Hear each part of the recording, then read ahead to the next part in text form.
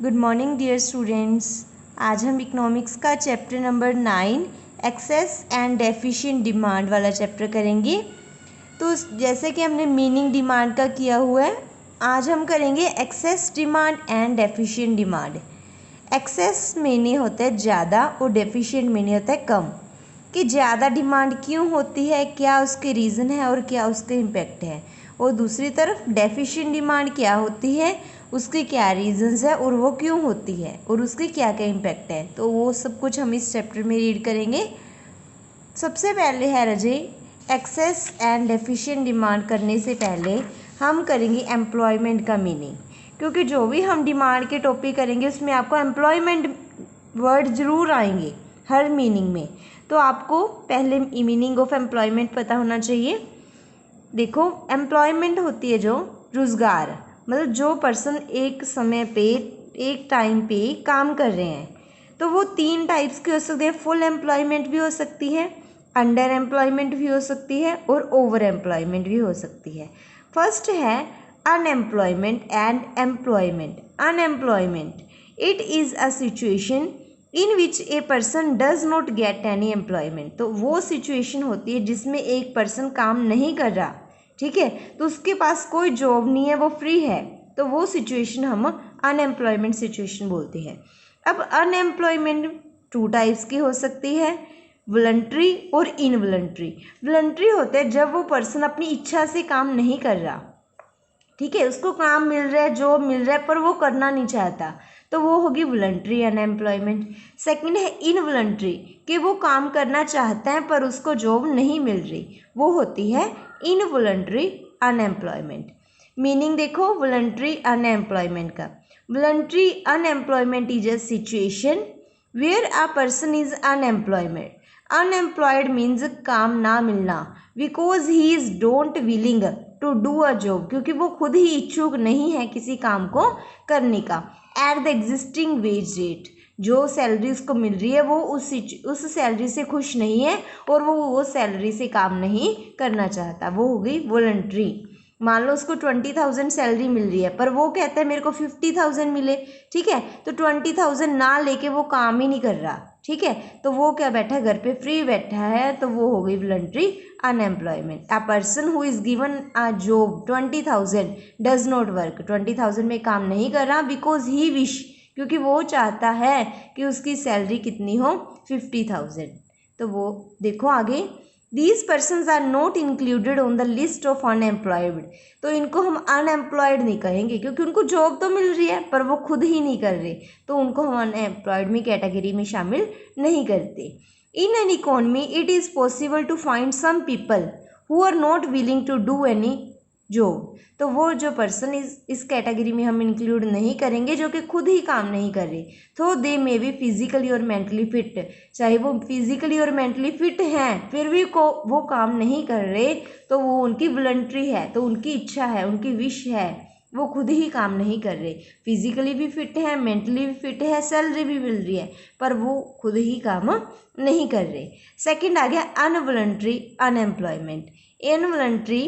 Involuntary employment means a situation where all those who are willing, इच्छा है, who are willing and able to get a job, और उनको job भी मिल रही है, at the existing who are willing, इच्छा है, and able to get a job, और वो काम कर भी सकते हैं। मान लो एक पर्सन ने डिग्री की हुई है, पढ़ा लिखा है और जॉब भी करना चाहता है, फिजिकली भी फिट है, मेंटली भी फिट है, पर उसको वो सैलरी नहीं, उसको वो जॉब नहीं मिल रही, ठीक है, तो वो होती है इनवॉलंटरी अनएम्प्लॉयमेंट, कि वो इच्छा है, काम करना चाहता है, पर फिर भी जॉब नहीं मिल रही।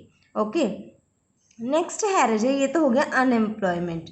नेक्स्ट है एम्प्लॉयमेंट, ठीक है, एक होती है फुल एम्प्लॉयमेंट, एक होती है second under employment. Full employment जब सभी रोजगार होते हैं, सभी को काम मिला हुआ है, सभी काम कर रहे हैं, किसी न किसी काम में लगे हुए हैं। Full employment is the situation where all those people who are willing, इच्छुक है, and able to work at the existing wage, और वो काम कर भी रहे हैं जितनी उसको सैलरी मिल रही है, get job without any difficulty, और उनको आसानी से जॉब मिल गई, तो वो हो गई फुल एम्प्लॉयमेंट। सेकंड है अंडर एम्प्लॉयमेंट देखो, under employment is a situation where all resources are not fully employed, जिसमें सभी वर्कर्स काम नहीं कर रहे।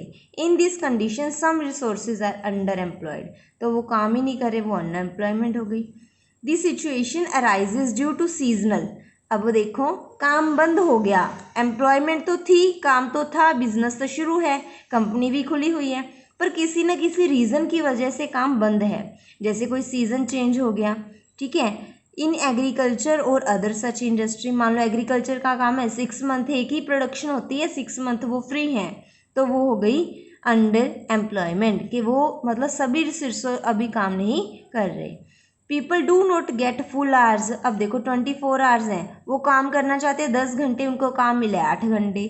People do not get full hours in a day to work on, don't get job throughout the year in agriculture sector, some में go cities for employment, कुछ तो दूसरी जगह पे चले जाते हैं, तो वो टाइम वेस्ट हो गया, उसको क्या बोलते हैं, अंडर एम्प्लॉयमेंट, जिसमें किसी न किसी रीजन की वजह से वो पर्सन बिना जॉब के रह रहे हैं।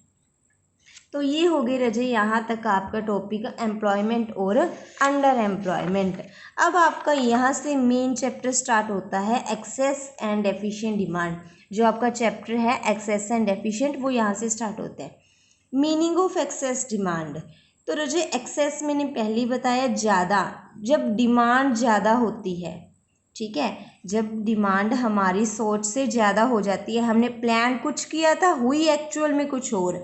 लेट कर लो हमने प्लान की थी एक पर्सन की डिमांड की वो 1 यूनिट परचेज करेगा, सिंगल पर्सन, और हमारी मान लो एक सिटी की लगा लो या एक इंडिया की लगा लो, इंडिया की एग्रीगेट डिमांड हमने मान ली कि 1000 यूनिट्स हैं, ठीक है, कि 1 मंथ में हमारी एग्रीगेट है जो 10,000 यूनिट्स हैं, ठीक है, हमने लेट कर लिया, तो ये प्लान्ड हो गई, ठीक है, हमने जो प्लान करके चले थे, पर डिमांड उससे ज़्यादा हो गई, ठीक है, मान लो लोगों की पर्सन्स की डिमांड 12,000 हो गई, तो ये क्या हो गया, जितनी प्लान्ड की थी उससे एक्चुअल डिमांड ज़्यादा हो गई, तो उसको बोलते हैं हम excess demand. When aggregate demand is greater, जब हमारी एग्रीगेट डिमांड जो हमने लेट की थी वो हमारी ग्रेटर हो जाए, देन एग्रीगेट सप्लाई, जितनी हमने सप्लाई सोची थी कि 10,000 यूनिट्स होंगी पर उससे ज़्यादा हो गई। एट फुल एम्प्लॉयमेंट मैंने मीनिंग बताया कि जब सारे काम कर रहे हैं उस सिचुएशन में डिमांड का ज़्यादा हो जाना एक्सेस डिमांड बोलते हैं। तो ये हो गया रजे meaning of excess demand. It is a measure of inflationary gap, जो डिमांड हमारी इंक्रीज हो गई उसको हम इन्फ्लेशनरी गैप से डिनोट करते हैं। मान लो 10,000 हमने सोचा था, 12,000 हो गई, तो कितनी ज़्यादा हुई, 2,000, तो 2,000 हमारा जो गैप है उसको हम इन्फ्लेशनरी गैप बोलते हैं।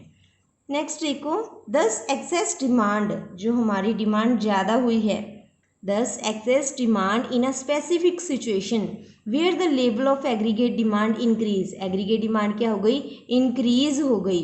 The level of full employment in economy, पहले से ही सारे काम पे लगे हुए हैं, तो उस सिचुएशन में हमारी डिमांड ज़्यादा होना। पॉइंट्स देखो, what here the supply of goods and service can not be increase, अब हमने पहले ही 10,000 तैयार की हैं, उसको हम 12,000 नहीं कर सकते, क्यों, क्योंकि पहले ही सारे काम कर रहे हैं, और वर्कर्स हम लाएं कहाँ से, तो वो सिचुएशन जब पहले ही सारे फुली एम्प्लॉयड हैं, मीन मान लो हमारी कंट्री में, ठीक है, 1 लाख मजदूर हैं, तो वो पहले से ही सारे काम पे लगे हुए हैं, और वर्कर्स हम लाएं कहाँ से, हमारे पास जितने रिसोर्सेज थे हमने सारे रिसोर्सेज यूज़ कर दिए और हमने 10,000 प्रोडक्शन कर दी, तो 12,000 होना, तो वो सिचुएशन क्या हो गई, उसमें हम जो 2,000 एक्स्ट्रा यूनिट्स की डिमांड बढ़ी है वो हम प्रोड्यूस नहीं कर सकते, सप्लाई ऑफ गुड्स को इंक्रीज नहीं कर सकते, can not be increase because already all persons are employed and all resources are also employed. Now any increase in demand will put pressure on the present supply, अब जो ये demand बढ़ी है 2,000, उसका प्रेशर किस पे पड़ेगा, हमारी करंट सप्लाई के ऊपर, तो इससे क्या होगा, ऑब्वियस है प्राइजेस क्या होंगे, ज़्यादा होंगे, क्योंकि हमने डिमांड तो सोची थी 10,000, डिमांड ज़्यादा हो गई, तो वो उस डिमांड को कम कैसे करेंगे, अगर वो प्राइजेस को इंक्रीज करते हैं, तो इसका इफेक्ट किसके ऊपर पड़ेगा, प्राइजेस के ऊपर। तो ये हो है रजे सारा एक्सेस डिमांड का टॉपिक। आगे देखो इन्होंने डायग्राम के थ्रू दिखाया हुआ है मेजरमेंट ऑफ एक्सेस डिमांड कि कैसे डिमांड को मेज़र कर सकते हैं जो एक्सेस हुई है। तो ये फर्स्ट कर्व जो है हमारी प्लान्ड की कर्व है। कौन सी डिमांड? प्लान्ड डिमांड, जो हमने सोची थी कि हमारी डिमांड इतनी होगी, पर हमारी डिमांड चली कहाँ गई? यहाँ तक, ई से कहाँ पहुँच गई? E1 तक। ये लाइन प्लान्ड की डिमांड की लाइन हो गई और ये कौन सी लाइन हो गई रजे? Actual demand. एक्चुअल डिमांड हम जो एक्सेस हो गई, पहले इतनी थी अब बढ़ के कितनी हो गई? ई से E1। तो ये गैप को हम क्या बोलते हैं? इन्फ्लेशनरी गैप, जो कि एक्सेस डिमांड को शो करता है। तो ई से E1 का गैप हो गया इन्फ्लेशनरी गैप। ठीक है रजे, आगे देखो ये डायग्राम सेम इन्होंने रिपीट किया हुआ है, आपने ये सारा रीड कर लेना है। ठीक है, ऐसे लर्न करने की नीड नहीं है, इसको डायग्राम को ही इन्होंने एक्सप्लेन किया हुआ है, तो आप यही लर्न कर लेना मेजरमेंट। नेक्स्ट है काजेस ऑफ एक्सेस डिमांड के रीज़न क्या है। उससे पहले रजे इन्फ्लेशनरी गैप का वैसे मैंने मीनिंग आपको करवा दिया था, फिर देख लो। Inflationary gap refers to the difference, तो इस डिफरेंस को हम क्या बोलते हैं? Inflationary gap. ये डिनोट भी किया हुआ है इन्होंने। Inflationary gap is the difference by which actual aggregate demand exceed the aggregate demand, जो हमने सोची थी, प्लान्ड थी, उसको इंक्रीज करके जो हमारी एक्चुअल हुई है, उस डिफरेंस को हम क्या बोलते हैं? Inflationary gap. नेक्स्ट है रजे main causes of excess demand. क्यों ज़्यादा हो गई डिमांड? हमने सोची थी 10,000, हुई कितनी? 12। तो इसके पीछे रीज़न क्या है?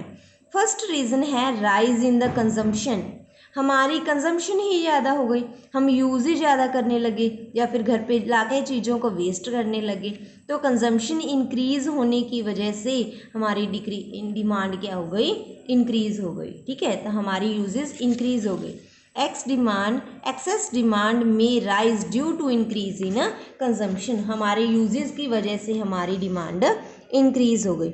सेकंड है रिडक्शन इन टैक्सेस, अब अगर सरकार टैक्स कम लेगी तो हमारी डिमांड भी ज़्यादा होगी। मान लो 10 रुपये की चीज़ है, ठीक है, उसके ऊपर टैक्स कम हो गया तो उसकी प्राइस भी कम हो जाएगा, तो उस वजह से हमारी डिमांड बढ़ जाएगी। थर्ड है फॉल इन इम्पोर्ट, अगर हमने विदेशों से बाहर से मंगवाना बंद कर दिया तो हमारी जो लोकल जो मतलब कि इंडिया लेवल की जो है इंडस्ट्रीज़, उनके ऊपर प्रेशर ज़्यादा हो जाएगा, तो उनके ऊपर हमारी डिमांड बढ़ जाएगी। हम क्या करेंगे? हम अपनी इंडियन इंडस्ट्रीज से ही ज़्यादा चीज़ों की मांग करेंगे, तो उसकी वजह से हमारा प्रेशर, हमारी डिमांड बढ़ जाती है। फोर्थ है राइज इन एक्सपोर्ट, अब हमने अपने एक्सपोर्ट को बढ़ा दिया। ठीक है, हमने क्या किया? विदेशों में माल भेजना शुरू कर दिया। अगर हम विदेशों में एक्सपोर्ट करेंगे तो हमें प्रोडक्शन भी ज़्यादा करनी पड़ेगी, तो अगर प्रोडक्शन करेंगे तो डिमांड ओबियसली ज़्यादा होगी। नेक्स्ट है सिक्स्थ पॉइंट रजे, फिफ्थ पॉइंट डेफिसिट फाइनेंसिंग, अब अगर फाइनेंशियल में हमारे पास पैसा कम होगा तो हमारे पास पैसे की नीड होगी। एक्सेस डिमांड में cause due to increase in money, demand ज़्यादा कब होगी? जब हमारी मनी ज़्यादा होगी।